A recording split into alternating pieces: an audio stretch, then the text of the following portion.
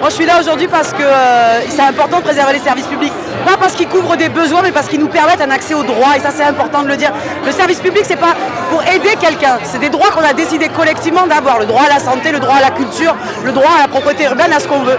Et à partir du moment où c'est des droits, il faut qu'on en défende l'accès, comme on pourrait le faire pour la justice. On n'imaginerait pas de privatiser la justice.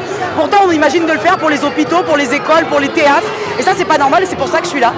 D'abord pour défendre le service public et en particulier le service public hospitalier qui est largement menacé par le plan 2022 de Mme Buzyn et de l'équipe Macron.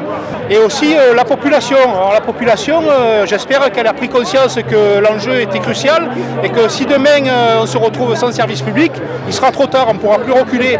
Alors pour la défense des services publics, non seulement pour les usagers par rapport aux hôpitaux et tout, mais pour le personnel des services publics.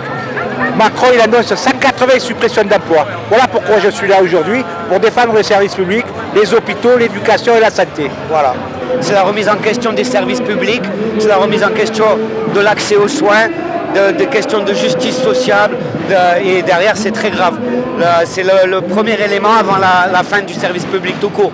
En attaquant le fonctionnaire, une fois qu'il n'y a plus de fonctionnaires, il n'y a plus rien. On veut des hôpitaux publics qui répondent aux besoins des populations, avoir juste les moyens humains et travailler pas pour le profit, travailler pour le soin, vraiment faire nos métiers, qu'on ne nous empêche pas de le faire. Pour sauver le statut des fonctionnaires, seul garant aujourd'hui de l'indépendance de la fonction publique par rapport aux pressions politiques et gouvernementales. On est là avec les camarades de Carrefour parce qu'on est en train de subir nous aussi une restructuration qui a fait plusieurs milliers de pertes d'emplois. Donc on est solidaire aussi avec la sauvegarde du service public parce que c'est le même combat qu'on mène, qu'on soit dans le privé ou dans le public. Nos emplois, on y tient. Je suis là aujourd'hui pour manifester pour sauver le service public postal. La Poste attaque le service public en essayant de réduire, de fermer la moitié des bureaux de poste encore ouverts. Côté facteur, c'est la même histoire.